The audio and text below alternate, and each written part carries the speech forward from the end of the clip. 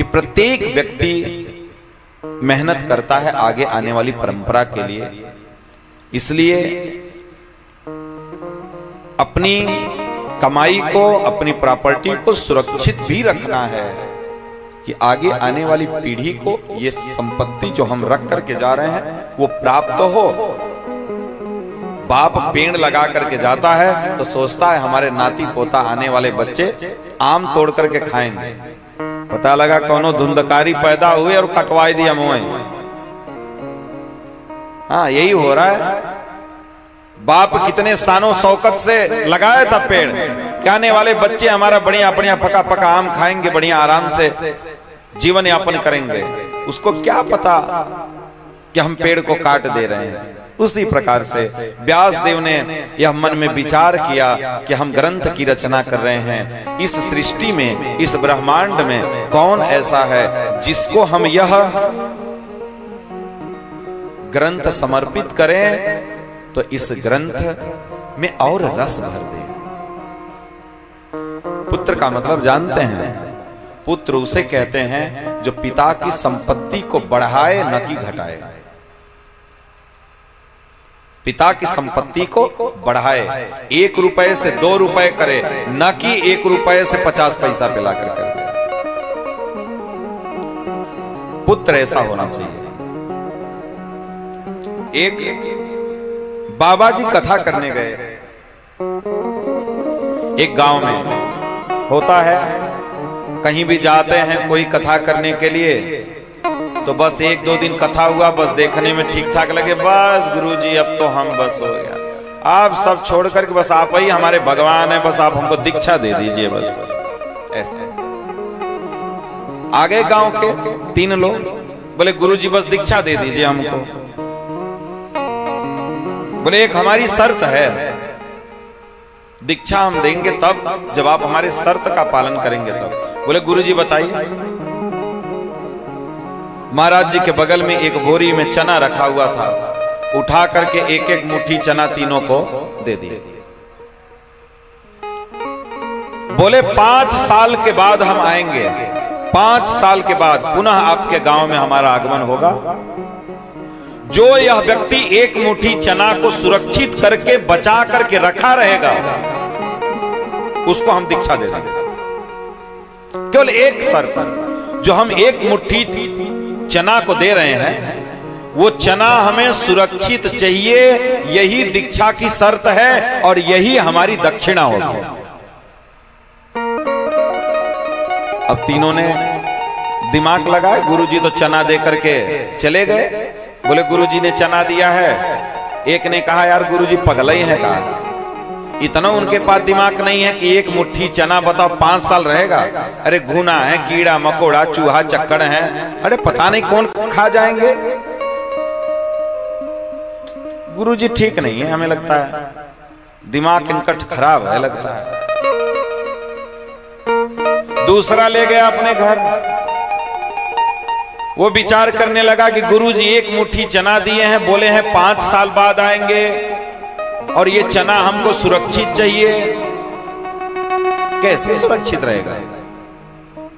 हमें तो लगता है गुरुजी के ही अंदर कोनो पावर है, हम इसको पोटली बांध करके चलो रख देते हैं सुरक्षित। सुरक्षित ही तो बोले हैं ना, सुरक्षित रख देते हैं, 5 साल बाद निकाल करके देखेंगे, जैसा होगा दे देंगे गुरुजी को, जो बचा खोचा होगा दे देंगे। तीसरा जो व्यक्ति था, तीसरा व्यक्ति घर गया, रात में विचार किया कि गुरु हैं, अगर श्रद्धा से अगर हम उनके चरणों में कुछ भी प्रार्थना करें तो वो दूर दृष्टि रखते हैं।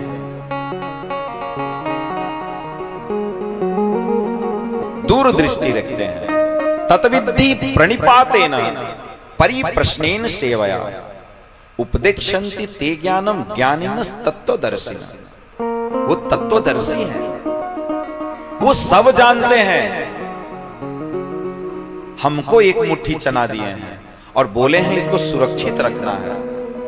गुरु आज्ञा है क्यों? क्योंकि जिस दिन मेरे मन में ये भाव जगा कि इन्हीं से हमें दीक्षा लेना है, वो चाहे 5 साल हो, 10 साल हो, 20 साल हमें इंतजार करना पड़े, हमें इन्हीं से दीक्षा लेना है, तो वो हमारे गुरु हुए। गुरु की आज्ञा का पालन करना पुत्र का परम धर्म होता है। पुत्र और शिष्य में कुछ अंतर नहीं होता, जैसा पुत्र होता है वैसा ही शिष्य होता है। गुरु परंपरा में शिष्य ही पुत्र होता है और वंश परंपरा में पुत्र आपका पुत्र होता है, लेकिन गुरु परंपरा में शिष्य ही पुत्र होता है। रात भर चिंतन करने के बाद शिष्य सुबह उठा और एक मुट्ठी चना को उठा करके और ले जाकर के जमीन में बो दिया, बोआई कर दिया। एक मुट्ठी चना से 10 किलो चना पैदा हुआ। उस 10 किलो चना को फिर बोया, 4 कुंटल चना पैदा हुआ। 4 कुंटल को बोया, 2500-3000 कुंटल हुआ। फिर उसको बोया। 5 साल में गुरुजी के दिए हुए चने को बोते बोते एक दिन अपने घर में चनों की बोरी का छल्ली लगा दिया था। गुरुजी आए 5 साल के बाद, गए, तीनों दौड़े, गुरुजी दीक्षा दे दीजिए, चना लाओ। गुरुजी चना तो हम सोचे कि चूहा चक्कर खा जाएंगे, तो हम रात को भिगो करके सुबह नाश्ता कर लिए थे, वो चना तो हमारे पास है नहीं। बोले हम तो कहते कि हमको सुरक्षित चाहिए। बोले हम तो नाश्ता कर लिए। दूसरे ने बोला तुम दो। बोले गुरुजी रखे हैं, ला करके पोटली बांध करके जो रखा था ला के गुरुजी का हाथ में दे दिया। गुरुजी खोल करके देखे थे एकदम धुआं धुआं उसमें से निकल रहा था, सब घुन खा गए थे। तीसरा खड़ा था, हाथ जोड़े बड़े श्रद्धा से। देखिए भगवान गीता में बोले श्रद्धावान लभते ज्ञानम। ज्ञान सब लोग लाभ नहीं कर सकते, अहंकारी व्यक्ति ज्ञान कभी लाभ नहीं कर सकता। भगवान स्पष्ट रूप से बोले क्या? श्रद्धावान लभते ज्ञानम। जिसके अंदर श्रद्धा है ज्ञान का लाभ वही प्राप्त कर सकता है, दूसरा कोई नहीं। हाथ जोड़े तीसरा खड़ा है। गुरुजी बोले तुम्हारा भाई चना दो, आओ लेके आओ। बोले गुरुजी जो आपने हमको चना दिया था वो हम लाए तो नहीं, लेकिन आपको चना लेने के लिए हमारे घर चलना पड़ेगा, आप हमारे घर चलिए। गुरुजी कमंडल उठाए, झोला लिए, अपने घर गए। घर में ले जाकर के कमरे में खड़ा कर दिया। गुरुजी बोले चना दो, चना।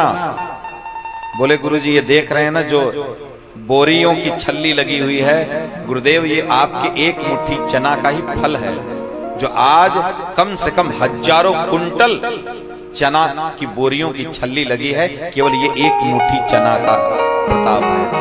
ये एक मुट्ठी चना ही आपका था जो आज हजारों बोरियों में बधा हुआ है।